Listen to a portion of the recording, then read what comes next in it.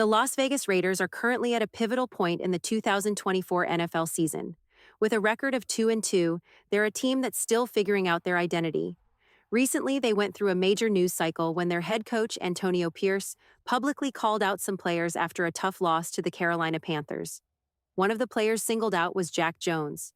To give a little more context, after the Raiders' loss, Pierce held a press conference where he mentioned that some players were making business decisions on the field, meaning they were looking out for themselves instead of playing hard for the team. Jack Jones was one of those players, and as a result, he was benched in the following game against the Cleveland Browns. Jones didn't play in the first quarter, and the situation became a talking point for fans and the media. When asked about being benched and how he plans to move forward, Jack Jones had an interesting response. He mentioned his long-standing relationship with Antonio Pierce, saying, "Me and AP have been doing this for a long time. We have an understanding."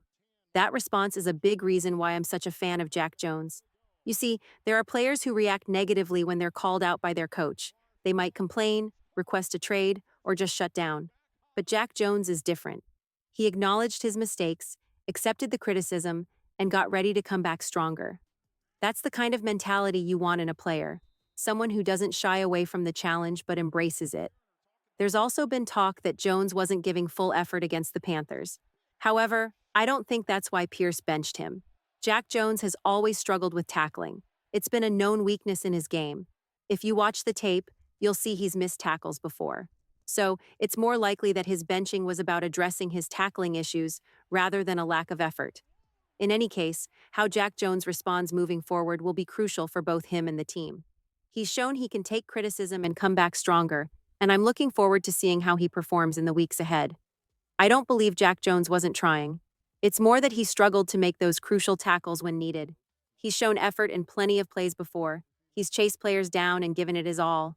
But when it came to wrapping up and bringing guys down, he fell short in that game.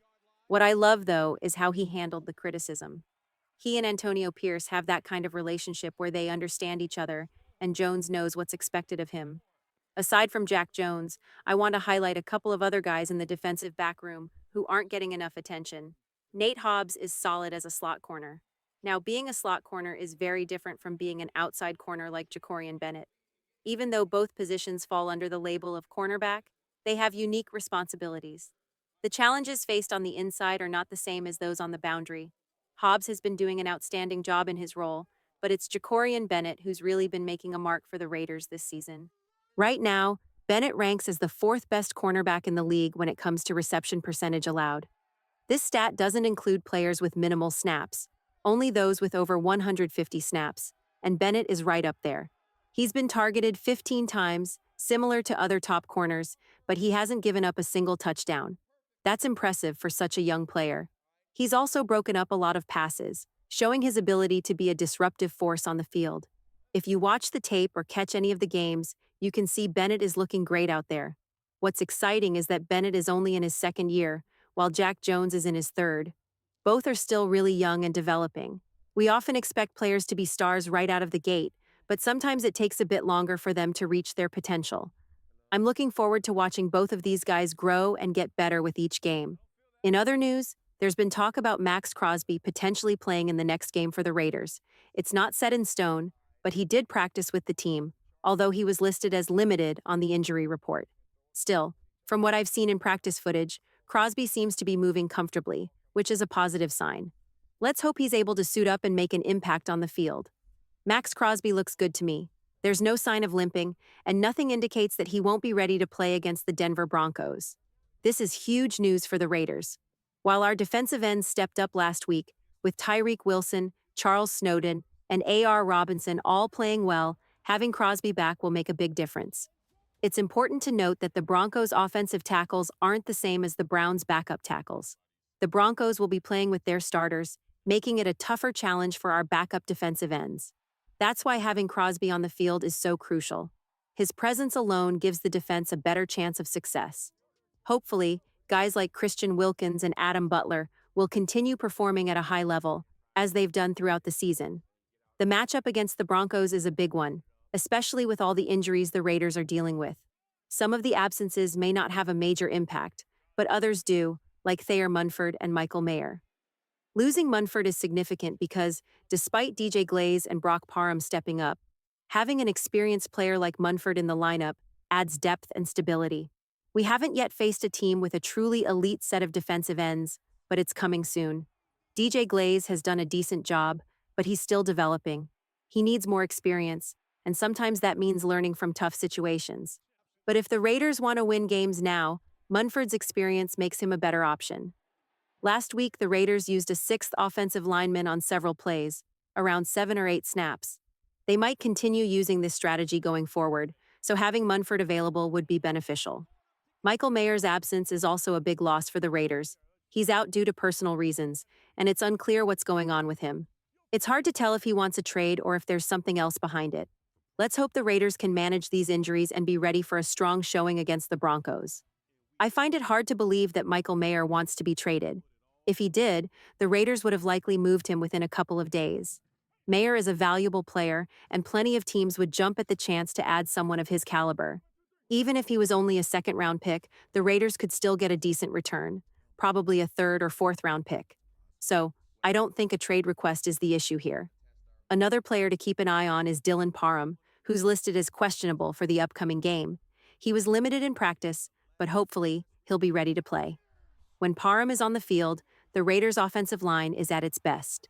The ideal lineup would include Colton Miller, Jackson Paris, John Johnson, Andre James, and Dylan Parham. Losing Parham affects the entire unit, as we saw last week. When Parham got injured and Cody Whitehair stepped in, the offensive line struggled. It's clear we need a healthy line going into this matchup. This is especially crucial since Alexander Madison will be starting at running back. I'm excited to see what Madison can do, but he'll need a solid line in front of him to find success. A running back's performance is heavily dependent on the scheme and the offensive line. Even a talented player like Josh Jacobs had his best seasons when the line and scheme worked perfectly together. As soon as defenses adjusted or the line faltered, his numbers dipped. We don't know yet if Alexander Madison will be consistently good, but he's shown flashes of potential with the limited carries he's had. This week, he'll be the full-time starter since Zamir White is out. Madison's mindset is also in the right place. He mentioned that he prepares like a starter every week, no matter the circumstances, and that mentality will serve him well as he takes on a bigger role. I'm looking forward to seeing what Madison can bring to the table. Hopefully, we'll also get a chance to see Dylan L. get a few carries.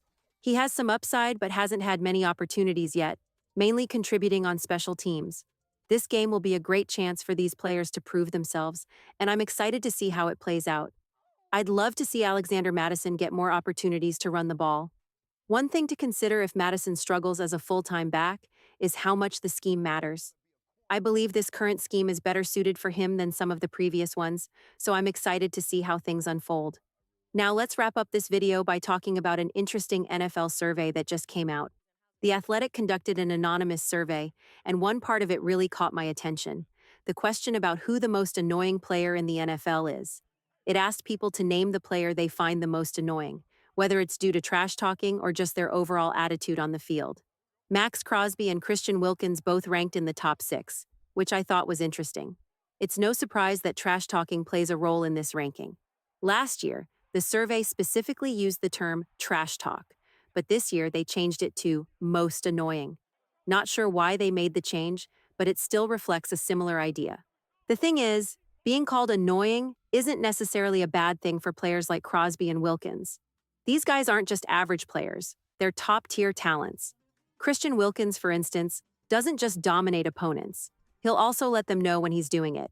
We've seen it on tape and in mic'd-up moments. He's not afraid to talk after making big plays. The same goes for Max Crosby. He's known for his chatter on the field, but he backs it up with his performance. To me, it's actually a positive that these two players get recognized for being vocal, because it shows they're getting into the heads of their opponents. It's part of their game, and it makes them stand out. Anyway, I found it interesting to see how much attention they received in this survey.